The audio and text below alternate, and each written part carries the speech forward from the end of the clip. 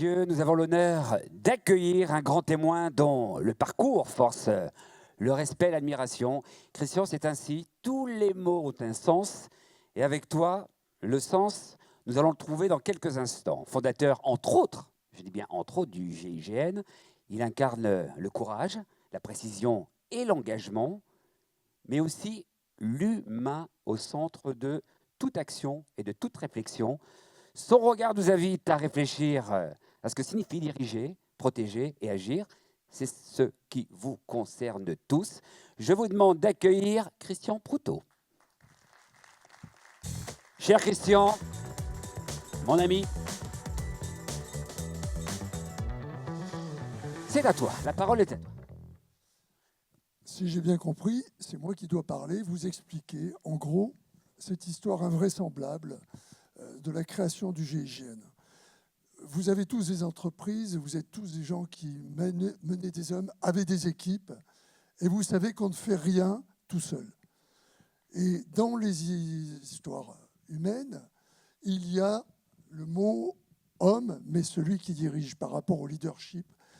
Une équipe ne peut fonctionner que par rapport à celui qui fait, qui permet d'avancer, qui montre la direction. Et le GIGN en est l'exemple type. En fait, on crée quelque chose en fonction d'une problématique.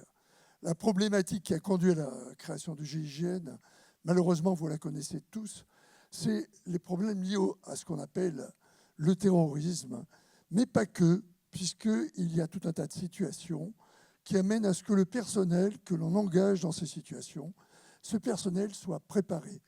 Comme dans vos entreprises, les missions que vous avez, ce que vous créez, ce que vous construisez, les hommes qu'il y a autour de vous, s'ils ne sont pas préparés à ce que vous allez leur faire faire, eh bien, ils ne seront pas efficaces et vos entreprises, vous le savez mieux que quiconque, ne fonctionneront pas bien. Et je prendrai juste un tout petit adage de militaire qui permet en fait de bien résumer le problème. On aime bien chez les militaires qui sont souvent caricaturés avec 15 mots de vocabulaire, 20 onomatopées et 15 cris gutturaux. Donc on essaye de faire des phrases courtes. Je ne pense pas que c'est ce que je vais vous faire tout de suite, au moins en l'instant, parce que du coup, comme vous êtes venus pour m'entendre un certain temps, il faudra quand même que j'aille jusqu'au bout de l'exercice. Mais j'en viens à cette phrase qui me paraît essentielle dans le leadership et qui est propre au départ aux militaires, mais qui s'applique à tout le monde. Une troupe manœuvre à l'image de son chef.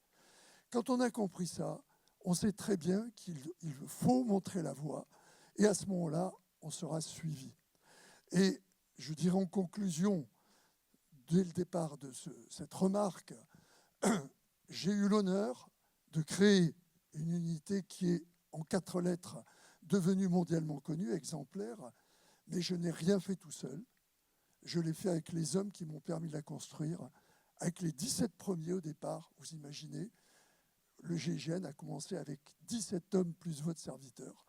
Ça ne fait pas beaucoup, et elle est devenue, en 52 ans maintenant, puisque j'ai eu l'honneur de créer cette unité, on m'a confié la mission en 1973, donc ça fait déjà un certain temps, un peu plus d'un demi-siècle. Ça, malheureusement, ça montre que le temps passe. Je suis encore debout pour pouvoir vous en parler et j'espère que je vais tenir jusqu'à la fin de l'exercice. Voilà.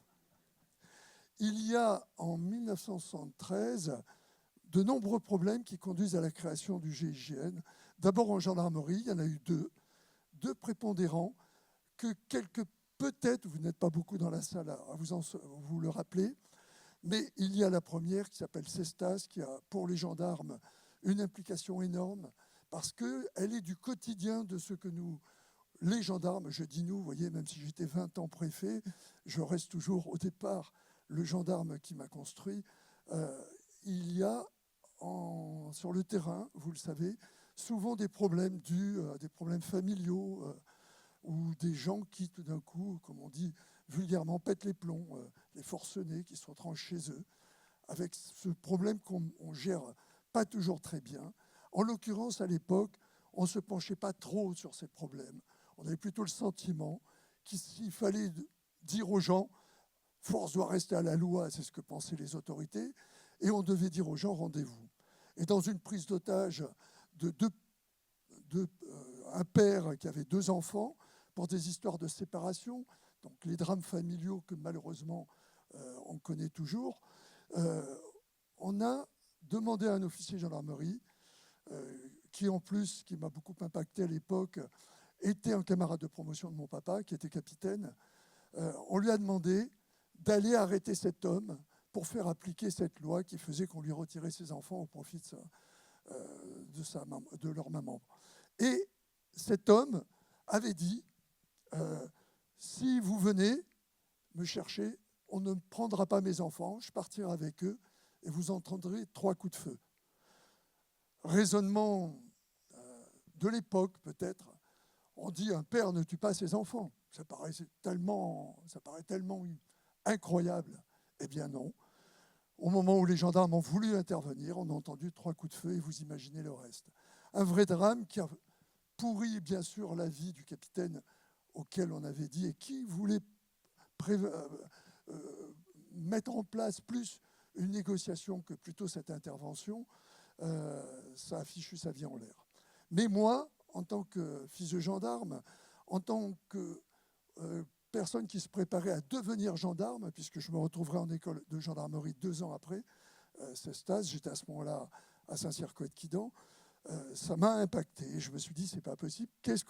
On est passé à côté de quoi? Et puis, 2 ans après, pendant que j'étais à l'école de Melun, autre prise d'otage, aussi douloureuse dans son résultat, malheureusement, à la prison de Clairvaux, resté célèbre, non pas simplement à travers cette opération, mais à travers les 2 auteurs de ce crime odieux qui a été de tuer un gardien et une assistante sociale, de sang-froid, avec un couteau bricolé dans la prison. Ça, il s'appelait Buffet et Bontemps. On est en 71 et nous sommes en école de gendarmerie. Je me prépare à devenir officier de gendarmerie. Et cette affaire Buffet-Bontemps, je vois qu'elle ne fonctionne pas parce qu'on envoie des gens, quand je dis mal préparés, c'est même pas mal préparés, pas préparés du tout, à l'assaut, comme on dit, le terme militaire est utilisé, et ça a tout un sens, mais dans le mauvais sens, à l'assaut de la prison. Buffet et Bontemps avait dit, si on ne répond pas à nos exigences, vous aurez, les otages seront exécutés. Pareil, analyse de jugement un peu courte.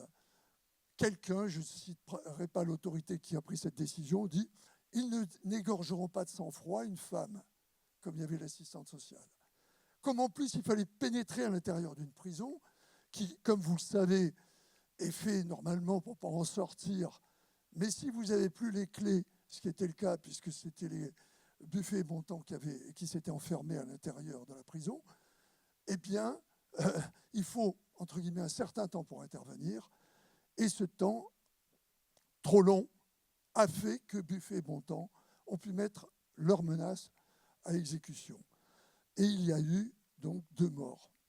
Ce qui fait que moi, en école, je demande à l'officier instructeur qui était en charge de notre formation, à la fois police judiciaire, mais aussi sur toutes les missions qui concernaient la gendarmerie, police administrative, etc.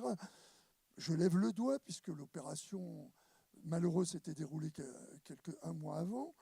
Je dis, mon capitaine, si on se retrouve avec une opération comme celle de Clairvaux, ou celle de Cestas, je rajoute Cestas, on n'a pas été préparé, on n'a pas d'outils, on n'a pas de mode opératoire. Et il me répond cette phrase qui est toujours dans ma tête 55 ans après. Proutot, vous et vos questions, vous ferez preuve de discernement. Ah bon, je n'avais pas très bien saisi jusqu'où le discernement pouvait aller dans ce genre d'opération, mais ça m'a impacté une 2e fois.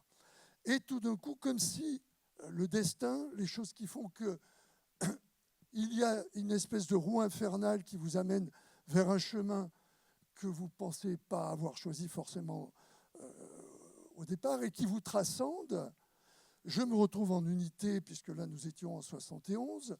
Les années scolaires, c'est comme les années scolaires d'une école, c'est 71-72.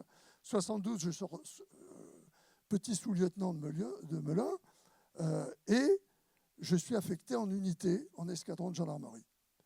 Et dans mon escadron, je venais juste d'être nommé lieutenant en sortant, je me retrouve engagé dans le maintien de l'ordre, tel qu'on le voit actuellement, mais pas du tout équipé comme le sont, Dieu merci maintenant, nos gendarmes, un peu à la dure, et à devoir me poser des questions toujours par rapport à mon futur métier sur le terrain et à former mes gens. Parce qu'il m'était apparu quelque chose d'essentiel à travers ces 2 échecs, c'est que les gens, ils doivent être formés.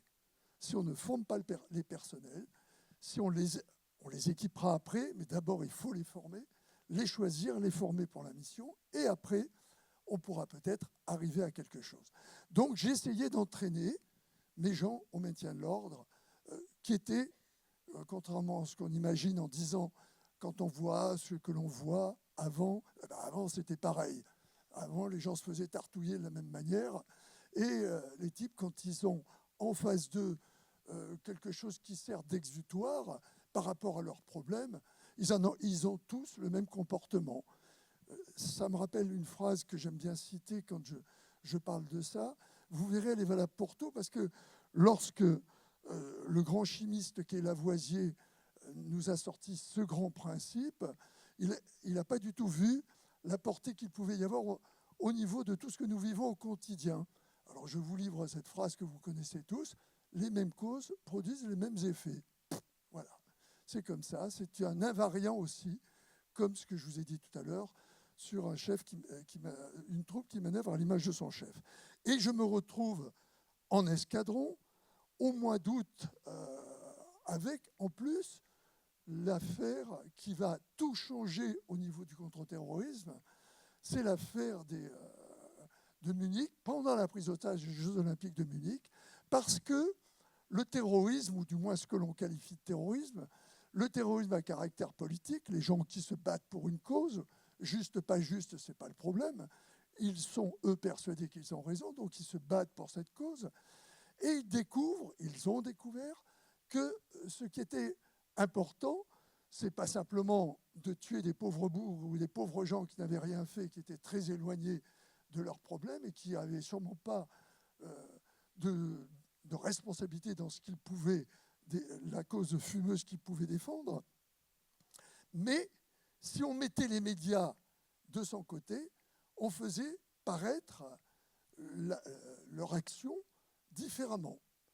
Et ils avaient fait donc cette prise d'otage pendant les JO de Munich, à Munich, en septembre 72, avec cette problématique incroyable que les JO drainent tellement de médias que tout d'un coup, les JO n'ont plus d'importance, mais c'est la prise d'otage qui prend le dessus sur l'événement lui-même.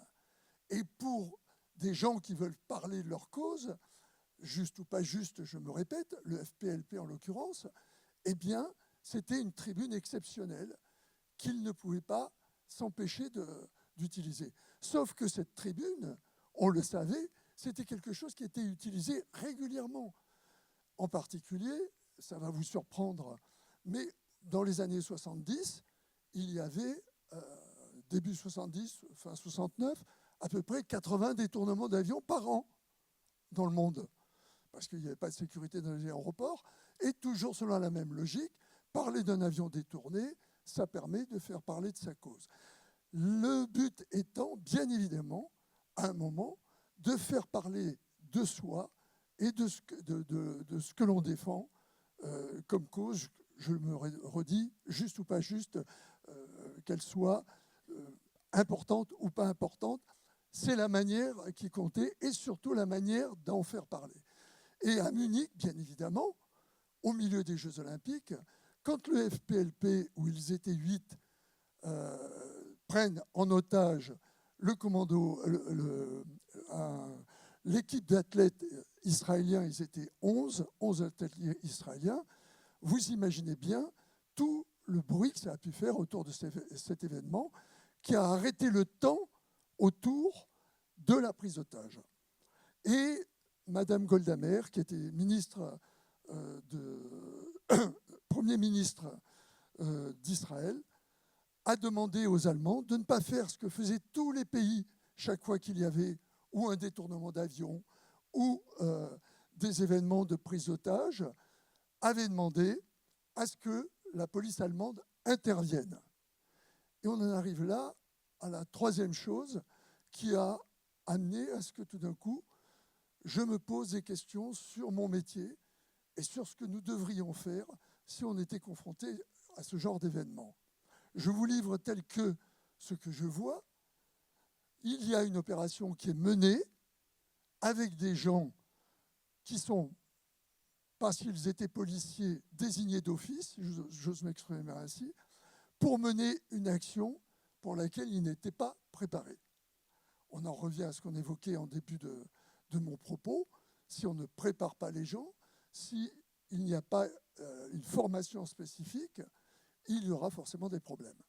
Et il a été décidé de donner un avion aux preneurs d'otages, mais qui devait être factice. On mettait un avion, un faux équipage avec un commando de la police allemande, lequel commando avait été, entre guillemets, plus ou moins désigné d'office. Et on s'était dit que ce commando dans l'avion pourrait intercepter en deux temps, au moment où le FPLP veut effectuer sa reconnaissance pour voir si l'avion est bien prêt, ce commando était habillé comme un équipage, en steward et en pilote. Et il y avait, puisqu'on espérait dans le schéma tactique mis en place par les autorités allemandes, on espérait que le commando se divisait en deux. On aurait donc une partie offensive sur l'avion et l'autre partie offensive près des hélicoptères qui avaient amené les otages, dans lesquels ils se trouvaient, avec des, entre guillemets, tireurs d'élite. Et on monte cette opération, et il y a dans l'affaire de Munich tout ce qu'il ne faut pas faire, et tout ce qui va me permettre de réfléchir pour construire, un peu comme on le fait par défaut, ça s'appelle la proposition inverse, construire une unité qui allait prendre de tout ce qui avait conduit à l'échec une réflexion pour amener à avoir une unité capable de pouvoir répondre à ce genre de problème. J'avais été pendant l'année 72-73, donc juste après Munich, en charge de la formation que nous appelions en gendarmerie commando, parce que, comme je l'évoquais tout à l'heure, le maintien de l'ordre existait et que souvent, les gens, messieurs les chefs d'entreprise, je ne veux pas vous porter la poisse, mais donner des idées à ceux qui ne l'ont pas, il y avait à cette époque une fâcheuse tendance à dire on vous rendra le directeur ou de l'entreprise si vous répondez à nos demandes. Donc une espèce de chantage qui s'exerçait sur les chefs d'entreprise. Mais avec une problématique supplémentaire pour nous, c'est qu'au sein de l'entreprise, il y a toujours des ateliers faire et tout, donc ils soudaient les portes, ils s'enfermaient dans l'entreprise et il fallait amener les gens à escalader, à faire tout un tas de choses aériennes pour rentrer à l'intérieur de l'entreprise qui ne devaient pas s'improviser au moment de l'opération, mais qui devaient se faire avant. Et dans ce schéma tactique, il y avait un centre qui est un petit centre à Montdésir, dirigé par un capitaine, qui faisait une formation dans laquelle ils avaient demandé à de jeunes officiers comme votre serviteur de servir d'instructeurs à travers des schémas prévus à l'avance. Et je vois les schémas qu'ils font et je dis au capitaine, mon capitaine, c'est un peu trop entendu vos schémas-là. Je ne peux pas construire ça à ma manière. Elle me dit, mais Proutot aussi, faites-moi ça différemment. Et au lieu de faire les schémas, selon le terme militaire, on dit carrés tels qu'ils étaient prévus, je me suis dit, on va faire du jeu de rôle. On va amener les gens à se mettre en situation et à créer des vraies situations de prise d'otage, etc., avec discussion, avec négociation, en créant des effets de surprise, le coup de téléphone qui va bien, enfin des choses qui me semblaient essentielles parce que jusqu'à ce qu'on évoque ce type tactique, il n'y avait avant que des schémas, diront, entre guillemets, commando, issus de la Seconde Guerre mondiale, où on mettait en place des schémas militaires. Là, j'ai essayé d'avoir un schéma où on menait un conflit de temps qui pouvait ressembler à un conflit de temps de paix, dans la mesure où il y avait entre les gens que nous devions arrêter et nous un obstacle, et pas des moindres, qui étaient les otages. J'avais donc fait cette formation, et lorsque je serai désigné, comme je vous l'ai dit tout à l'heure, le 24 août pour créer le GIGN, j'avais eu, à travers la réflexion que je m'étais faite sur Munich, dont je vais vous parler un tout petit peu pour pouvoir enchaîner sur la suite, Munich et ce qui se passait pendant ce stage commando, mettre en place des formations plus adaptées en préparant les gens d'une manière beaucoup plus, comme on dit également chez nous, pointue. Ce qui fait que Munich, j'en reviens, je vous rappelle le schéma, ils décident d'intervenir, ils prennent 5 tireurs d'élite, entre guillemets, j'insiste, et 8 hommes pour tenir l'avion. Les 8 hommes jouant l'équipage qui tenait l'avion et les 5 tireurs d'élite étant en charge d'éliminer tout danger pour pas qu'ils se retournent sur l'hélicoptère dans lequel se trouvaient les otages. Jusque-là, tout ça paraît, entre guillemets, relativement logique. Sauf que une partie du commando destinée à intercepter la reconnaissance de l'avion, avec le chef du commando, qui, désolé de le dire par rapport à l'échec des Allemands, portait un chapeau, ce qui arrive jamais d'avoir une reconnaissance aussi évidente en opération. Il avait un chapeau blanc, mais personne ne l'avait dit aux gens qui étaient en charge de faire cette opération, en particulier les tireurs d'élite.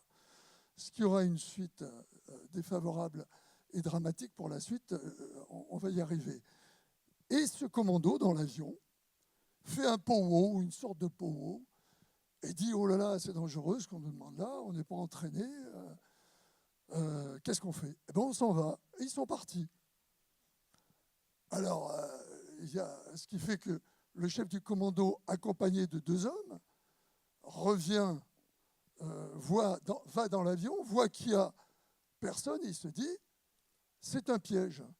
Et à ce moment-là, on dit aux tireurs d'élite, les tireurs d'élite, alors là, je rentre un tout petit peu dans les détails, vous avez jamais fait GIGN +3, +4 ou +5, mais vous allez comprendre le problème.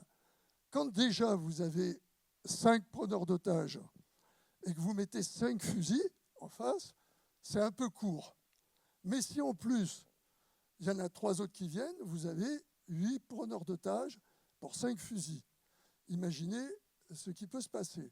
3 qui étaient au sol, sur le tarmac, et 2 qui étaient dans la tour de contrôle.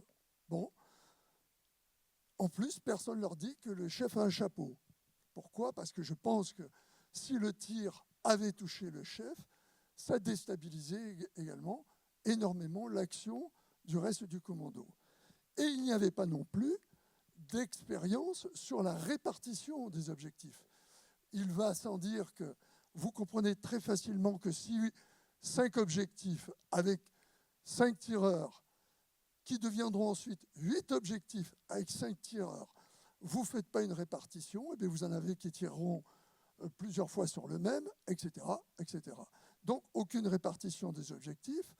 En plus, en utilisant une arme que nous appelons dans notre jargon, nous, un arrosoir, c'est-à-dire un fusil d'assaut qui envoie des rafales, mais qui couvre un objectif, pas un fusil tireur d'élite, c'est une arme de haute précision. Un fusil d'assaut, ce n'est pas fait pour avoir une haute précision. Donc cet arrosoir, on met dessus une lunette, pardonnez-moi la plaisanterie simple, vous faites un arrosoir à lunettes, vous ne faites pas un fusil tireur d'élite. Vous ne changez pas la qualité du fusil en y ajoutant une lunette, et encore moins celle des tireurs, qui avait été choisie non pas par une formation spécifique, mais simplement parce qu'en gros, au doigt mouillé, on avait dit qui sait tirer au fusil. Alors, il y a des gens qui ont dit, ben, moi, je fais partie d'un club de tir, moi, je vais à la chasse, et ce sont ces gens-là qu'on a choisis comme tireurs d'élite. Fort de cet enseignement qui paraît d'une bêtise rare, on a monté une opération qui ne pouvait conduire à ce que vous savez de cette opération, un échec monstrueux, puisqu'elle a duré presque 40 minutes. Les tireurs dits d'élite ont touché en plusieurs fois 5 preneurs d'otages, il en restait 3. Dans les 3, il y avait l'homme au chapeau blanc qui, en désespoir de cause, quand ils ont envoyé l'armée, a jeté une grenade incendiaire dans l'hélicoptère et malheureusement conduit à la mort des 11 otages qui se trouvaient dans cet hélicoptère. Qu'est-ce que je retiens de tout ça? Et quel est le triptyque fondamental et qui est le même pour tous les métiers? 1, il faut choisir les gens volontaires pour faire une mission. Si vous donnez un ordre à quelqu'un et qu'il n'a pas envie de le faire, ça ne marchera jamais. 2, les former. Et 3, les équiper. Ce triptyque, pour qu'ils puissent accomplir la mission. Ce triptyque fondamental est le triptyque qui conduira dans la formation que j'ai faite entre 1973, sélection de mes hommes, des volontaires, formation de ces volontaires à un haut niveau technique, en créant en plus ce qui s'appelle le tir simultané, en inventant une technique de tir qui permettra à plusieurs tireurs, se trouvant à des postes différents, de tirer au milieu d'otages sans se tromper d'otages, en n'ayant pas besoin de preneurs d'otages, sans être obligé de leur dire, toi tu tires celui qui a le blouson bleu ou celui qui a la... Alors ceux qui ont des lunettes, prenez pas ça pour vous, mais bon, ceux qui ont des lunettes, ou celui qui a une barbe, ou celui qui a un blouson, là aussi je vise personne. En plus, j'ai les projecteurs dans les yeux, donc je ne peux pas vous choisir.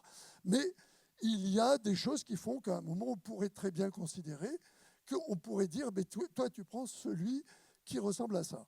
Sauf que ce tir-là, on l'a vu avec le drame de Munich, ne fonctionnait pas. Mais amener des gens à un haut niveau de compétences de tireurs, c'est déjà compliqué. Mais ensuite, faire la répartition dans un contexte tendu sur le terrain, au milieu d'otages, de preneurs d'otages qui se protègent derrière les otages, c'est encore compliqué, plus compliqué. Et cette notion de concevoir à l'avance ce qui pourrait se passer dans une opération, anticiper sur la menace, ou du moins faire ce qu'on appelle en termes de métier le rétexte d'un événement pour dire pourquoi ça n'a pas fonctionné et reprendre tout ce qui a, j'ai failli dire merdé, qui a mal fonctionné, le reprendre pour en tirer un enseignement et savoir faire d'un mal un bien. Je pense qu'on a tous eu ça, vous avez tous eu ça, à un moment de votre vie, cette part de ce qui pourrait ressembler à un échec, qui en fait à un moment a pu être un enseignement important pour la suite et permettre de se relever et d'être meilleur qu'on l'était avant de trébucher. Et ça, c'est ce qui s'est passé dans la création du GIGN. Voilà.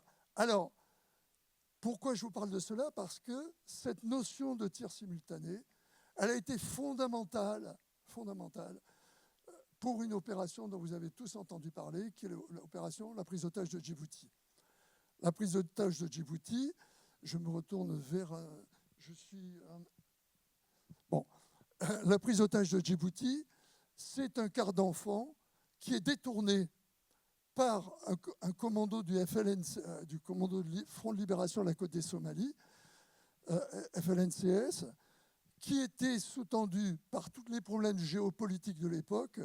Vous verrez que l'histoire ne se répète pas, elle bégaye, puisque les Soviétiques à l'époque tenaient Aden et Djibouti est en face d'Aden. Or, vous comprenez très bien que ce détroit qui vous amène ensuite sur le canal de Suède, s'il est bloqué par un même pays, peut amener à amener des crises, en particulier par rapport au transport maritime et surtout à l'époque, le transport de l'énergie. Or, les Soviétiques avaient pris position et s'étaient fait des amis de la Somalie, et la Somalie revendiquait le territoire de Djibouti.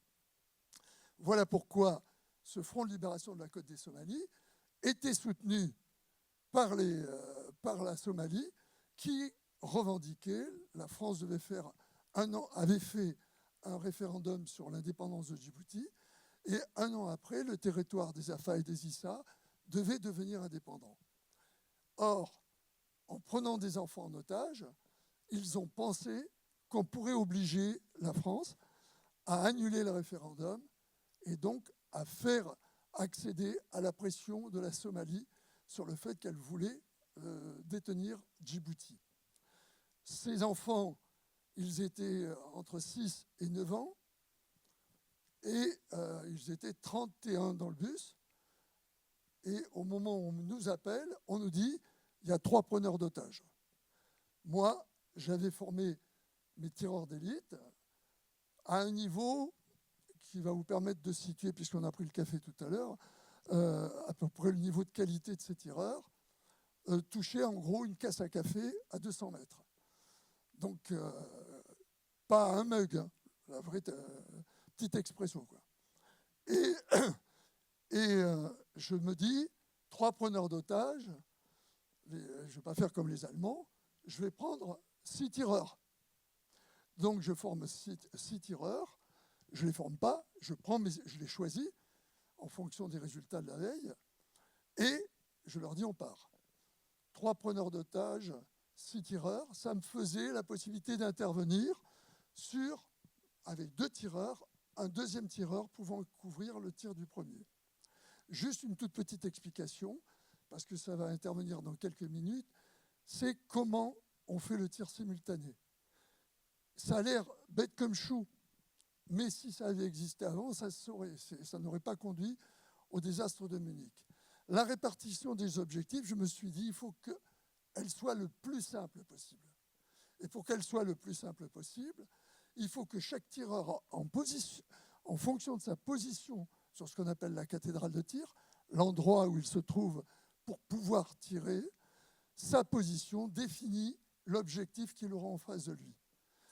Et on numérote les objectifs de la gauche vers la droite. 1, 2, 3, 4, 5, en fonction du nombre. S'il y a 5 fusils, le premier fusil qui est à l'extrême gauche, il sera le 1, et le dernier fusil jusqu'à la droite, le 5. Avec cette différence, et qui est fondamentale au niveau opérationnel, c'est qu'on ne choisit pas un homme par rapport aux caractéristiques que j'évoquais tout à l'heure, son habillement, ses lunettes, ses caractéristiques physiques, on les choisit par rapport à sa position, qui est la même que celle du tireur. Ce qui fait que s'ils se croisent, s'ils changent de position, le numéro 2 chez moi, ou le 3, ils savent toujours qu'ils ont attiré l'objectif 2 ou l'objectif 3. Voilà pour la répartition. Ensuite, il y a un autre problème qui est important, c'est amener les tireurs à ce qu'ils sachent qu'ils vont avoir à tirer.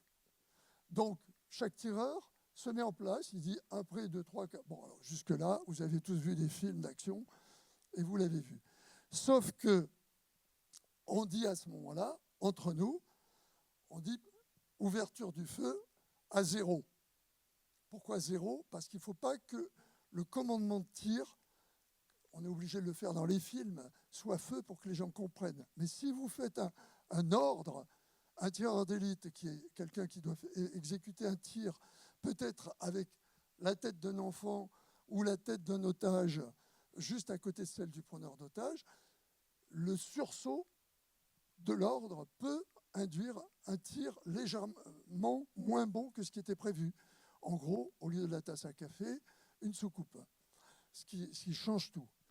Donc, à 0, chaque tireur, pendant le temps du tir, de la mise en place et la manière dont va se dérouler le tir, chaque tireur connaît sa position, sait sur qui il doit tirer, c'est-à-dire l'objectif qui correspond à sa position.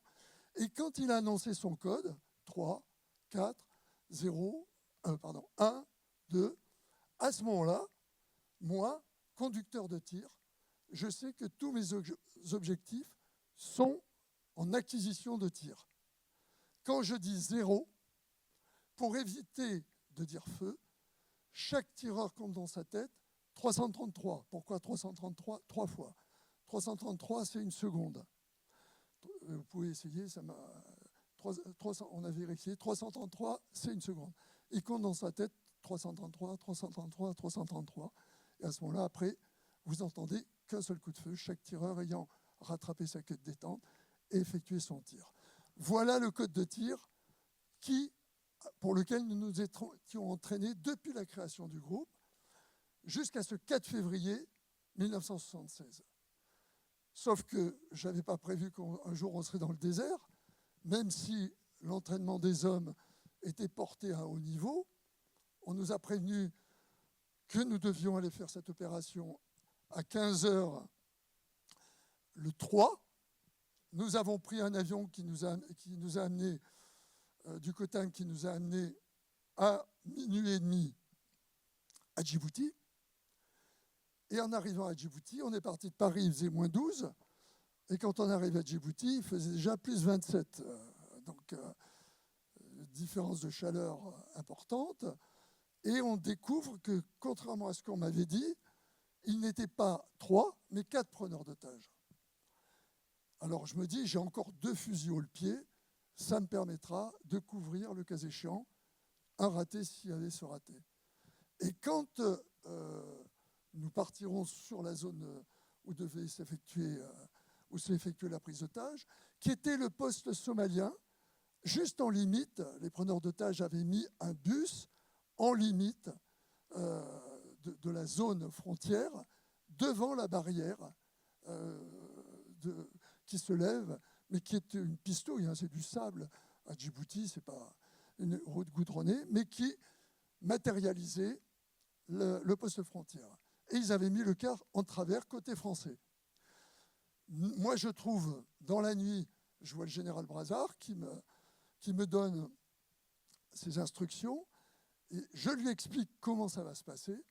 Il me dit, vous serez appuyé parce qu'on craignait, on ne voulait pas qu'il puisse y avoir ce qu'on appelle un retour offensif de l'armée somalienne, qui était en face de nous, qui s'était bien sûr positionné juste côté somalien, de l'autre côté du bus. Et nous avions pour nous flancarder sur la gauche 2 sections de la Légion, une première section qui était proche de nous et une section qui était un peu plus sur la mer, destinée à déborder après le tir le bus pour éviter le retour offensif. Et par la pistouille dont je vous parlais, que nous avons malheureusement mis un certain temps pour effectuer, il y a 14 km, on a dû mettre 2h30 pour les faire parce que, écoutez, il y avait un trou d'eau, mon chauffeur m'a fait tomber dans le trou d'eau. Donc, il y a des jours où ce n'est pas le jour, quoi. Sauf que pour sortir la Jeep, il a fallu qu'on se mette dans la boue et tout, une espèce d'eau saumâtre, et que comme on n'était pas venu équipé pour le désert, on s'était équipé avec des équipements qu'on avait pris au magasin d'habillement du coin, ce qui fait qu'on est habillés un peu, pas tous de la même manière, mais c'était un peu désolant comme attitude, ce qui a fait dire au général Brazard qui commandait l'opération, quand il m'a vu rentrer, il dit « c'est ça les tireurs d'élite ». Alors, il faut avouer qu'on n'était pas, selon une image traditionnelle, très, très fringant, surtout après une nuit opérationnelle. Il se trouve que je me trouve devant le général pour lui expliquer comment nous allions intervenir. J'avais pris une de ces radios parce que les nôtres étaient tombés en panne, parce que les soutes n'étant pas pressurisées à l'époque, les batteries s'étaient vidées, donc je n'avais plus de radio pour communiquer. Mais j'avais gardé, il m'avait donné des radios militaires pour communiquer avec lui, ma zone de tir faisant un peu plus de 20 mètres et permettant de commander à la voix. Ce qui fait que je lui avais dit, quand vous entendrez 0, donc je me mettais en émission sans parler, ça voudra dire que 3 secondes après, le tir sera effectué. Et c'est ce qui s'est passé. On s'est mis en place à 6 heures du matin et je reçois un ordre du général qui me dit jusqu'à 7 heures, 8 heures, il ne se passait rien. Voilà, ordre du président de la République, vous devez intervenir que s'il y a un preneur d'otage dans le bus. Et alors là, la prise de décision que l'on évoquait à travers la question qui sous-tend mon intervention, c'est une prise de décision qui ne vous appartient pas à ce moment-là. On vient vous dire à quelqu'un qui ne voit rien, qui ne sait même pas à quoi ressemble la zone dans laquelle vous êtes, fût-il président de la République, qu'il faudra attendre qu'il y en ait un seul dans le bus pour que nous puissions intervenir. Sauf que depuis que nous étions en place, bien évidemment, il n'y en avait jamais eu un seul dans le bus. 2, des fois 3, comme ils étaient 4, je vous le rappelle, et puis tout d'un coup 5, parce qu'ils venaient de la Somalie, ils ont gonflé leurs effectifs, puis 6, puis 7, et à midi, on n'avait toujours pas pu avoir les conditions idéales pour ouvrir le feu. Je le dis au général, j'ai dit mon général, il faut déclencher quelque chose. On va essayer de faire manger les enfants, peut-être que je vais avoir une opportunité pour intervenir au moment où ça va bouger. Rien ne se passe. Mais c'est à ce moment-là que les problèmes sont intervenus pour moi aussi et pour mes hommes, d'où la détermination indispensable et l'entraînement. C'est qu'avec un soleil de plomb, vous faites cuire un œuf dans le sable à Djibouti à midi. Mes hommes commençaient à être fatigués, ils n'avaient ni bu ni mangé depuis la veille, et on n'était pas dans une condition opérationnelle la meilleure. Et je dis au général, à 13h30, je lui dis, mon général, on n'a pas eu d'opportunité du côté après avoir interrompu la mission pour donner à manger aux enfants. Il faut que j'arrive à faire reposer mes hommes, que je récupère un peu d'eau, peut-être des casquettes si vous en avez, parce qu'on n'en avait pas, et, puisque je n'étais pas censé intervenir en plein désert. Et à ce moment-là, vous pourrez, on reprendra le tir, le code de tir vers 15h. Il me dit, bon, mais d'accord, je ne pensais pas que vous pourriez tenir jusque-là. Il me laisse me débrouiller en rampant pour qu'un de mes hommes trouve ce qu'il fallait pour nous désaltérer et manger un petit peu. Et à 15h15, on est parti, on est prêt à nouveau pour reprendre le code de tir. Je vous rappelle que ce code de tir qu'on a interrompu 1 heure et demie à peu près, c'est en permanence 3, 4, 5, 1. Ah, il y en a un de plus. Bon, alors, on répartit les objectifs. Et je me suis retrouvé à 15h15 avec 5 objectifs, 3 dans le bus, 2 à l'extérieur, et 2 autres qui étaient, eux, dans le poste somalien, qui se trouvaient à 15-20 mètres du bus. Je dis à ce moment-là à mes hommes, est-ce que vous sentez vous vous sentez capable de faire l'acquisition des 5 objectifs? Les gars me disent, pas de souci mon lieutenant, on le fera. On reprend donc le code de tir, sans rien dire au général. Je dis, je n'ai pas d'autre choix. L'ultimatum était à 17h, un enfant égorgé. Je n'ai pas d'autre choix, quel que soit l'ordre du président de la République, de transgresser cet ordre et de décider moi-même en fonction de ce que je vois et de ce que je sais faire et de ce que je sais que mes hommes savent faire. Je n'ai pas d'autre choix que de prendre sur moi et de le faire malgré cet ordre. Mes hommes étant d'accord, à 15h43, 1, 3, 2, 4, 5, il me restait un fusil, 0. J'avais prévenu le général, mon poste était en émission, il entend 0. Et on entend 6 coups de feu, puisque j'avais demandé à un de mes hommes, le 6e fusil devait doubler le tireur qui avait la mission la plus compliquée. 3 dans le bus, 2 à l'extérieur, un seul coup de fusil, plus un bruit, et c'est là que vous entendez rien. Vous connaissez le mot où on a ce sentiment, il n'y a plus de bruit. C'est terrifiant de se retrouver dans un endroit que l'on croit désertique, qui en fait, pour ceux qui connaissent un peu le désert, ne l'est pas. Il y a toujours des petits bruits, des fois il y a des oiseaux, il y a le vent et tout. Et là, on a l'impression que le temps s'est arrêté et vous avez vu 5 hommes tomber. Vous avez tué, ce qui est une image douloureuse, mais qui était indispensable, même si vous y êtes préparé, c'est jamais évident. Et vous l'avez fait, et vos hommes l'ont réussi. Et tout d'un coup, alors qu'on avait prévu que la Légion nous rejoindrait, pourrait nous rejoindre en 2 minutes, tout d'un coup, le feu de l'enfer s'est abattu sur nous. Il y avait une mitrailleuse somalienne qui s'appelle MG42, qui tire 1200 coups minutes, qui avait repéré d'où pouvait venir le tir et qui nous tirait dessus. On sait qu'elle a tiré 2 minutes, puisqu'on a retrouvé, c'est mathématique, 2400 cartouches au pied de la mitrailleuse. Et à ce moment-là, bien que l'ordre était de ne pas tirer sur l'armée somalienne, j'ai dit à mes hommes, le temps, parce que cette saloperie s'est enrayée, au bout de 2 minutes, elle s'est enrayée, donc elle ne tirait plus. Je dis à mes hommes, vous tirez sur tout ce qui porte une arme. On avait 2 sections de Somaliens en face de nous.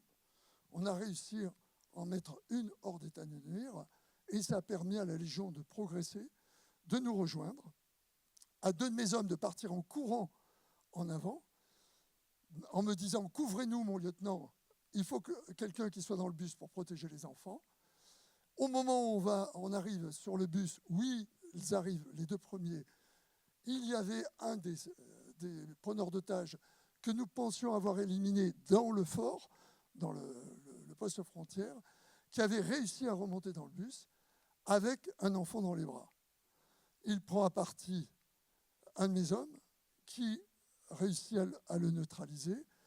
Et au moment où il tire dessus, où il tire sur mon gars qui est à l'entrée, il tire, crispé sur son arme d'assaut, une rafale qui part tout sur la droite et qui, bien évidemment, nous touche 2 petites, Nadine et Valérie. Et à ce moment-là, le monde s'écroule pour vous. Moi, j'arrive sur le bus, les jeeps qui devaient faire la noria pour sortir les enfants, et en particulier la petite Nadine, qui était au départ la plus touchée. La petite Valérie nous a quittés que 4 jours après. Et vous vous dites, mais qu'est-ce que j'aurais dû faire? Mais à ce moment-là, ce monde s'écroule et vous vous demandez pourquoi vous avez fait tout ça. Si c'est pour arriver, alors que vous aviez prévu ramener à leurs parents tous les enfants, et il y en a 2, une blessée gravement et l'autre que vous ne pourrez jamais ramener. Et vous avez beau avoir entraîné vos hommes, avoir un sens de la mission aigu, on était tous pères de famille, ces enfants, c'était un peu les nôtres. Et ne pas les avoir ramenés, pour nous, ça a été considéré comme un échec. Malheureusement, il se trouve que je porte ça un peu comme une croix depuis des années parce que je veux partager avec vous, non pas que vous puissiez dire « Ah oui, punaise, c'est difficile ». Non, non, non. On partage ensemble, en commun, en gens responsables, une décision que l'on prend et dont on n'a pas la maîtrise des conséquences forcément, tout en ayant pensé à tout ce qui pouvait se passer. Vous pensez avoir pensé à tout, et il se passe quelque chose qui vous échappe. Et à ce moment-là, eh bien, c'est vous le responsable. Et c'est fou le temps, vous voyez, cette référence au temps. Depuis, régulièrement, je ne vais pas faire mon pleurnichard, mais c'est vrai, Nadine et Valérie, elles sont à côté de moi depuis des années, et j'ai calculé, en fonction de la longueur du bus, j'ai refait cette foutue opération 10 fois, 100 fois, il nous a manqué 10 secondes. 10 secondes. On a été cloués au sol par une mitrailleuse pendant 2 minutes, et il nous a manqué 10 secondes. 2 vies pour 10 secondes. Voilà. C'est quelque chose que je souhaite partager parce que quand on est responsable, à un moment, il ne faut pas croire que c'est simplement les autres, c'est soi, on porte ce qui s'est passé. Voilà, je voulais vous parler de Djibouti, simplement pour vous dire ça, raconter cette aventure, comment cette unité qui vous paraît exceptionnelle, et qui est sûrement la plus belle unité du monde, tous les pays du monde viennent nous voir, s'entraîner avec vous, qui sont mes enfants, j'ai eu l'honneur de les commander pendant 10 ans. Cette unité, elle a des valeurs, elle a entretenu ces valeurs avec une notion essentielle qui est cette notion sur le respect de la vie et qu'on ne soit pas les exécuteurs des hautes œuvres. Et malgré tout, malgré ces valeurs, eh bien, chaque geste que nous avons fait, ces gestes, on sait qu'ils nous suivront toute notre vie, et ça a été le cas. Voilà, je vous ai parlé un tout petit peu de Djibouti, mais je voudrais juste vous dire une dernière chose, un peu dans les formules magiques toutes bêtes qu'on traîne avec soi. Pendant 10 ans où j'ai l'honneur de commander le GIGN a libéré sur des avions avant Marignane, sur différents types d'opérations, presque 500 otages, uniquement en 10 ans. Maintenant, je n'ose même plus vous parler du chiffre du GIGN actuel, qui est monstrueux.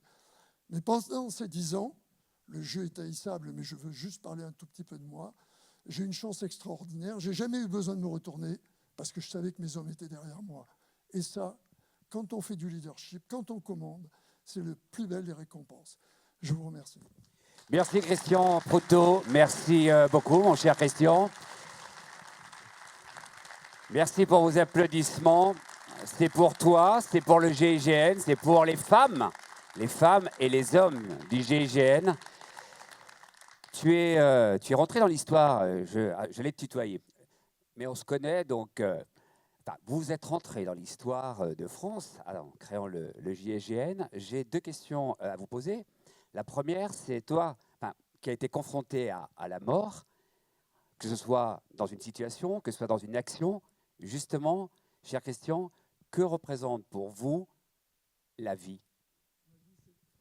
La vie, c'est vraiment quelque chose qui ne nous appartient pas. Quand on vient au groupe, on dit aux hommes, n'oubliez pas, quand on leur remet leur arme de tradition, qui au départ est le revolver AR-73, un revolver français, on leur remet leur arme et on prononce cette phrase. Et ne croyez pas que ce sont que des mots grandiloquents. Si vous ne donnez pas aux gens les valeurs au début, ils peuvent se tromper. Et on dit aux hommes, on leur dit, on vous remet le pouvoir le plus dur, le pouvoir de Dieu. On croit ou on ne croit pas, on sait qu'il y a toujours quelque chose qui nous transcende, peu importe qui c'est, qui ou quoi, mais c'est le pouvoir qui donne la vie. Vous, le pouvoir qu'on vous donne, c'est le pouvoir de Dieu.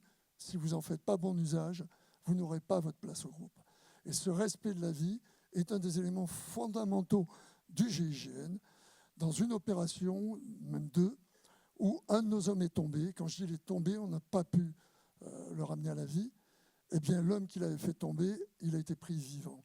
C'est ce dont je suis le plus fier, c'est-à-dire que cette notion sur le respect de la vie, qui est l'alpha et l'oméga de notre métier, eh bien, cette notion qui dérange pas mal d'autres unités dans le monde, qui ne comprennent pas qu'on ait ce principe. C'est ce principe, c'est la valeur la plus importante qu'il y a au groupe. Et quand vous verrez les hommes du groupe, vous verrez, si vous avez la chance de les croiser, vous verrez dans leur regard qu'effectivement, cette valeur, ils l'ont toujours et qu'ils ne sont pas là simplement pour être des Rambo. Vous allez voir peut-être quelques images, parce que je n'ai pas eu le temps de vous parler de l'opération, l'entraînement. Ce n'est pas très important, mais il y aura un petit clip tout à l'heure, comme vous avez été sage. Voilà. Et Christian, ce sera ma dernière question. Et cette fois-ci, on va parler de la transmission et on va parler surtout de donner la vie, puisque Christian est un jeune papa d'un petit garçon de 12 ans. Et moi, j'aimerais savoir, et surtout on aimerait partager cette réflexion à travers ce petit garçon, même si tu as d'autres enfants, quoi qu'il en soit, tu voudrais lui laisser quoi comme héritage moral ? L'héritage moral, c'est ce que je viens de dire, d'avoir le respect de la vie, le respect de l'autre. Il n'existe pas. Penser qu'une société pourrait être une société qui vient tous du même sang, ça serait une société qui ferait, comme cela arrive malheureusement dans certaines fois, un seul sang pour une société n'est pas suffisant. On s'enrichit des autres. Donc le respect de l'autre, c'est l'élément le plus important que j'apprendrai à mes enfants et que j'essaye d'apprendre quand je partage avec les gens.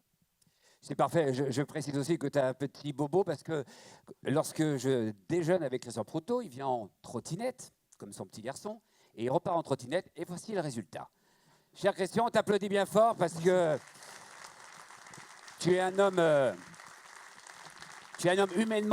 humainement exceptionnel.